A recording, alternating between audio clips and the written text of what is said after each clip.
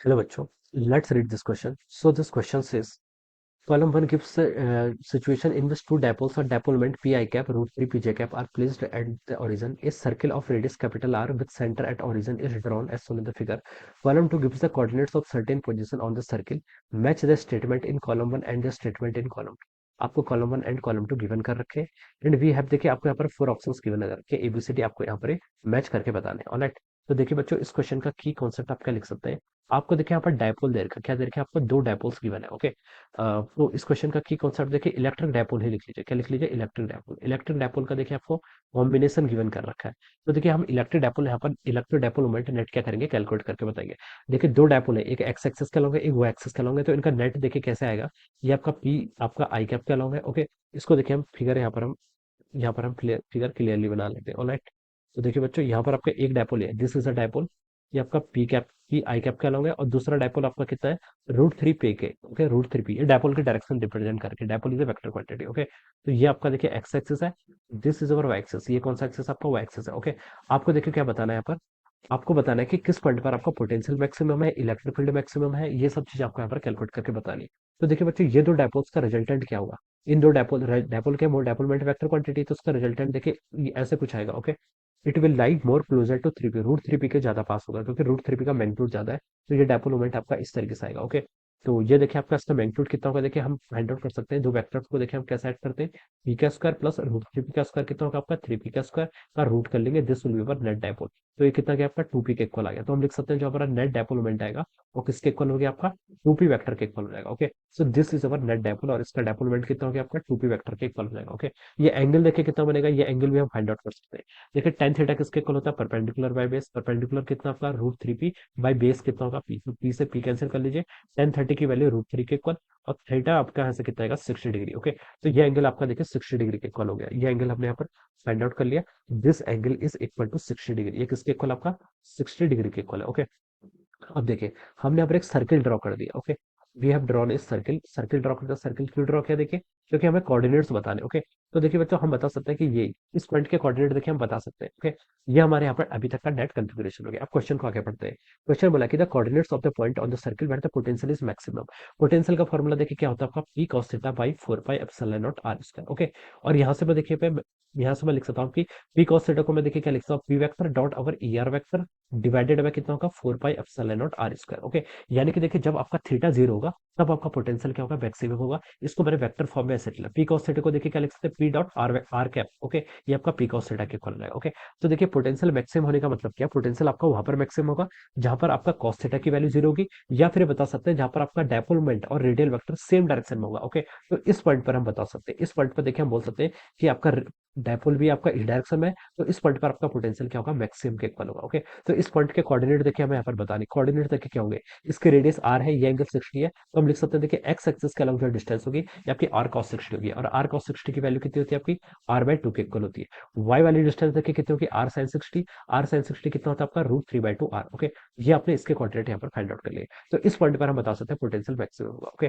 तो देखिए बच्चों उसको मैच करें, तो ये आपका देखिए ऑप्शन ए से मैच कर रहा है। ओके, तो हम लिख सकते हैं देखिए जो आपका ए ऑप्शन है, ओके, ए के करस्पॉन्डिंग देखिए आपका क्या रिजल्ट आ गया, बी वाला आपका ट्रू आ गया। ओके, अब हम बी पर मूव करते हैं। बी पर बोला गया coordinates of the point on the circle where the potential is zero, जहां पर आपका पोटेंशियल क्या होगा, जीरो होगा। पोटेंशियल जीरो होने के लिए क्या, थीटा 90 होना चाहिए। ओके, यानी कि पी वेक्टर और रेडियल वेक्टर 90 डिग्री के होने चाहिए। तो पी वेक्टर आपका यहाँ पर है और रेडियल वेक्टर देखिए इसके ये होगा। ओके, ये 90 डिग्री, रेडियल वेक्टर ये होगा, तभी आपका इन दोनों के बीच का एंगल कितना बनेगा, 90 डिग्री। ये एंगल 90 डिग्री होगा, तो हम बता सकते हैं कि बच्चों जो ये एंगल होगा इस पॉइंट पर भी आपका डायपोल, सॉरी इस पॉइंट पर भी हमारा जो पोटेंशियल होगा वो किसके इक्वल होगा, जीरो के इक्वल हो जाएगा। ओके, तो इन दो पॉइंट्स के आप हमें कोऑर्डिनेट यहाँ पर फाइंड आउट करना है। तो देखिए बच्चों हम क्या कर सकते हैं, ये एंगल 60 था, ये 90 था, तो 150, और ये एंगल आपका 30 होना चाहिए फिर। ओके, तो इस पॉइंट के आपको कोऑर्डिनेट बताने, तो देखिए रूट थ्री पी का एक्स एक्सिस के अलावा देखिए कौन सी डिस्टेंस होगी, ये डिस्टेंस कितनी होगी आपका, रूट थ्री पी का, सॉरी रूट थ्री पी नहीं, ये तो आपका टू पी है ना। आपका जो डायपोल है बच्चों ये कितना आपका, इसको हम देखिए यहाँ पर से क्या लिख लेंगे, ये आपका यहाँ से कैंसिल कर देंगे। ऑलराइट, अब देखिए बच्चों यहाँ पर ये कितना होगा, डेपोलमेंट आपका देखिए कितना है, आपका ये डिस्टेंस, आपको ये डिस्टेंस आर है, तो आपको एक्स एक्सिस का अलग डिस्टेंस फाइंड आउट करनी है, कितना होगा r cos 30, r cos 30, okay. R cos 30 की वैल्यू कितनी होती है, √3/2 आर, ओके। ये आपका नेगेटिव एक्स एक्सिस का लॉन्ग है, देखिए एक्स एक्सिस पॉजिटिव है, वाई एक्सिस पॉजिटिव है, तो माइनस √3/2 आर लिख लिया। वाई एक्सिस आपका पॉजिटिव है और कितना होगा आर साइन 30, तो कितने कोऑर्डिनेट हो जाएंगे इसके r/2, तो इस पॉइंट के कोऑर्डिनेट मैंने फाइंड आउट कर लिया। अब देखिए ये वाला पॉइंट इसके जस्ट अपोजिट है, तो मैं इसमें यहाँ पर क्या करूंगा, इसके कोऑर्डिनेट्स को देखिए पैरिटी इसके अपोजिट हो जाएगी, तो इसके कोऑर्डिनेट हम डायरेक्ट लिख सकते हैं √3/2 आर और माइनस r/2 लिख सकते हैं, ओके। ये कोऑर्डिनेट हो जाएंगे, ओके। और वैसे भी आप फाइंड आउट कर सकते हैं, देखिए ये एंगल 60 था तो ये 30 था, तो आप वैसे ही फाइंड आउट कर सकते हैं। मैंने दोनों को क्या कर दिया, अपोजिट कर दिया। इस कोऑर्डिनेट में देखिए आपका एक्स पॉजिटिव होता है, वाई नेगेटिव होता है, वो हम डायरेक्ट इसको नेगेटिव से मल्टीप्लाई कर लेंगे तो ऐसे भी आ जाएगा, ओके। सिमिलरली देखिए हम इसके भी करस्पॉन्डिंग अपोजिट पॉइंट को फाइंड आउट कर सकते हैं। ये r/2 √3/2 आर था, तो इसके कितने हो जाएंगे आपके minus r/2 minus √3/2 r, okay. ये कोऑर्डिनेट्स आपके यहाँ पर से इसके भी आ जाएंगे, ओके। तो ये हम यहाँ पर से ऐसे फाइंड आउट करके बता सकते हैं, ओके। तो देखिए हमसे पूछा था कि coordinates of the point on the circle where potential is zero, potential कहाँ पर जीरो होगा, देखिए आपका इस पॉइंट पर जीरो होगा और इस पॉइंट पर आपका पोटेंशियल जीरो होगा।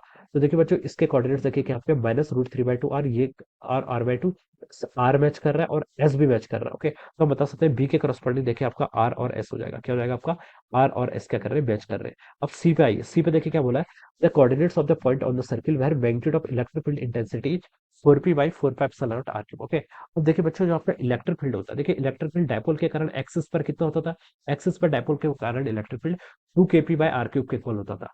पी क्या होता था, डायपोलमेंट, यहाँ पर डायपोलमेंट पी ना होकर कितना है 2p के इक्वल है, तो हम इसको क्या कर लेंगे 4kp लिख लेंगे, 4kp लिख लीजिए, या फिर के को हम एक्सपेंड कर लेते हैं 4πε0 r³, ओके। तो ये आपका एक्सिस पर जाएगा। सिमिलरली देखिए इक्वेटोरियल पॉइंट पर कितना होता था आपका kp/r³, यहाँ पर डायपोलमेंट पी ना होकर कितना 2p है, तो हम इसको लिख लेंगे 2p divided by 4πε0 r³, okay. ये आपका क्या हो गया, इक्वेटोरियल पॉइंट पर हो गया, ओके। अब देखिए क्वेश्चन बोला कि the coordinates of the point जहां पर आपका है 4p, 4p कहां पर होगा आपका एक्सिस पर, एक्सिस के कोऑर्डिनेट्स ये है, this is the coordinates of the axis, okay. ये एक्सिस के पर आ रहा है, ये पॉइंट पे आपका एक्सिस पर है, तो ये कोऑर्डिनेट्स क्या होंगे, इसके आंसर होंगे। तो देखिए r/2 √3r/2 पर आपका ये क्या आपका, ये आपका पी ऑप्शन पर मैच कर रहा है, और माइनस r/2 माइनस ये आपका क्यू पर मैच कर रहा है, तो हम बता सकते हैं इसके करस्पॉन्डिंग आपका पी एंड क्यू क्या कर रहा है, मैच कर रहा है, ओके। सिमिलरली अब डी पर आई है, डी पर उसने बोला है कि the coordinates of the point of the circle जहां पर आपका इलेक्ट्रिक फील्ड 2p/4πε0 r³ यानी कि इक्वेटोरियल पॉइंट पे, इक्वेटोरियल पॉइंट देखिए कौन सा होता है, डायपोल ये है, तो उसका इक्वेटोरियल पॉइंट ये होगा और ये होगा।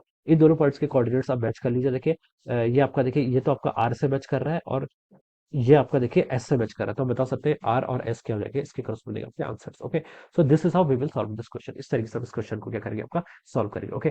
तो देखिए बच्चों ये ऑप्शंस को मैच करें, तो ये आपका देखिए ऑप्शन ए से मैच कर रहा है, किससे मैच कर रहा है आपका ऑप्शन ए से, so we can say that option A क्या हो जाएगा इस क्वेश्चन के करस्पॉन्डिंग आपके यहाँ से correct answer, right. So I hope you all understood this concept, all the best and thank you so much.